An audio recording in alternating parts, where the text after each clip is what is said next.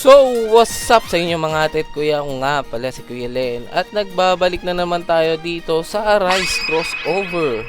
At ngayon ay meron na naman tayong bagong leaks para sa parating na update this Saturday or Wednesday. Hindi ko alam kasi kung magbe-midweek update nga sila. So, yun. Pag-uusapan natin tong bagong leak na to kung saan ay isang bagong relic. So mga ate at kuya, itong pinapakitang relic pala ngayon sa inyo ay tinatawag na rank up luck relic. So kuya, ano ba tong rank up luck relic na to and ano po ba nagagawa nito? So itong rank up luck relic na to, or sabihin natin rank up relic na lang, ay ang pinakaunang relic po na epic rarity. Kasi kung titignan po natin yung inventory natin and mga relics, pag inayos natin sa rarity, ang meron lang po tayo ngayon ay drop chance and uncommon. Wala pa pong lumalabas na epic. So, ito po yung very first epic na rarity na lalabas sa relic. Kaya siguro sobrang baba ng chance makuha nito. Kasi yung sa rare medyo mahirap na kapag wala kang kapag wala kang drops. Pero natsa-champuan mo to natsa-champuan mo pa rin to makuha kahit wala kang drop relic o kaya drop na game pass. Ngayon, anong ba ang purpose nitong rank up relic na to, mga ate kuya? So, isa lang po yung purpose nito is bigyan ka ng swerte na ma-rank up yung ina-arise mo. Ha? Kuya, bakit po bibigyan pa ako ng swerte para i-rank up yung ina-arise ko? Kasi nga, yung isa po sa pinakamahirap i-rank up ngayon or makuha ng i-arise is yung N plus na Monarch. Kung hindi nyo po alam, ang N plus na Monarch ang pinakamahirap at ang pinakamalakas na makuha. Kaya bilang lang siguro yung meron nito. Tingnan nyo ang stats ng isang rank up, isang Monarch, diba? Wala pa pong relic naka-equip na na pang pataas ng shadow. Meron na kagad siyang 6SX na damage tapos 100SX na ultimate. So sobrang lakas po ng N plus na Monarch. Yan po ang pinakamalakas na shadow sa game.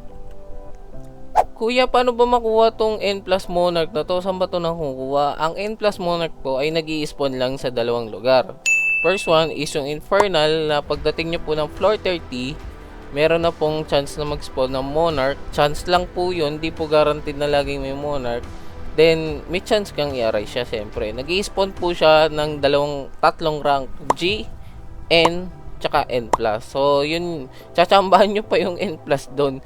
Tsatsambahan nyo na siya i-arise, tsatsambahan nyo pa siyang makuha ng N plus. Kaya, mahirap po talaga makuha yung N plus na Monarch. Yung isang way naman is yung sa dungeon. So, kung hindi nyo po alam, kapag double S yung dungeon and double dungeon, may chance po kayo makuha yung rank na yon. Mag-i-spawn din po siya sa tatlong rank, G, N, and N plus. So, hindi po lahat ng double S, mga ate kuya, is double dungeon. Baka isipin nyo lahat ng double S, double dungeon. Hindi po. Kailangan po double S and double dungeon. May ganun pong dungeon. Mga special dungeon yung mga yon. Hindi po lahat ng double S is automatically double dungeon na. Okay? Kung may makita naman po kayong S rank lang, isang S lang, tapos double dungeon, hindi po nag-i-spawn ng G rank yun. Ay, tama, hindi siya nag-i-spawn ng G, N, and N plus. Kung anong rank lang nung dungeon, yun lang. Ay, dagdag ko lang pala mga ate kuya yung sinasabi ko nga palang SS double dungeon. Nag-i-spawn rin pala siya sa SS. So, bali, apat yung makukuha nyo doon. SS, G, N, tapos N plus.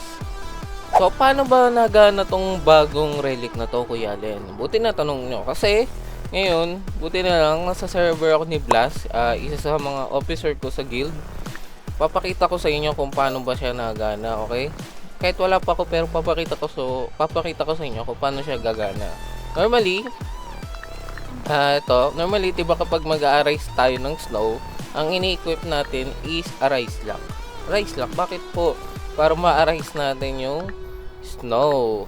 Kasi may chance pong ang nakukuha nating snow dito is either G rank or N rank. Pero yung N rank, 'di ba, sobrang rare lang nung N rank. Kailangan atan over 100 yung level or close to 100. Ito 90, medyo mataas yung Ngayon tatay natin siya patayin. Tapos i-arise natin. Okay, na-arise natin, 'di ba, mga tit kuya? Ngayon, Ang nakukuha natin dito madalas is G rank, okay? G rank po. Ngayon kapag meron tayo nung rank up rune na yon or rank up relic na yon, may chance po na maging N rank siya, okay? May chance po, mas mataas yung chance compared doon sa wala kang relic. Yun po yung main purpose nun. So feeling ko ang mangyayari nun, ang magiging inventory natin pagdating sa relic is magiging dalawang arise lock, tapos isang yung yung rank up lock. Dalawang arise lock, tapos isang rank up lock. Maganda kung meron ko yung mga double S katulad ng paranormal eye tsaka flicker crest. Wala kasi akong double S ng flicker crest, pero yun yung maganda. Pwede na naman yung kung may double S kayo ng veil, pwede naman. Kaysa sa wala kayo, 'di ba? Yan po yung mga kailangan nyo. So feeling ko din it's either magdadagdag sila ng sa guild. So maganda rin pala yung sa guild ninyo is meron pong upgrade ng extra relic. Okay? Para tatlo yung na-equip nyo. Tapos meron kayong game pass. Baka nga dagdagan nila to kasi medyo mura na lang yung extra relic na upgrade ngayon. So baka magdagdag ulit sila ng isa para 4 na yung extra relic na masusuot mo. Baka lang.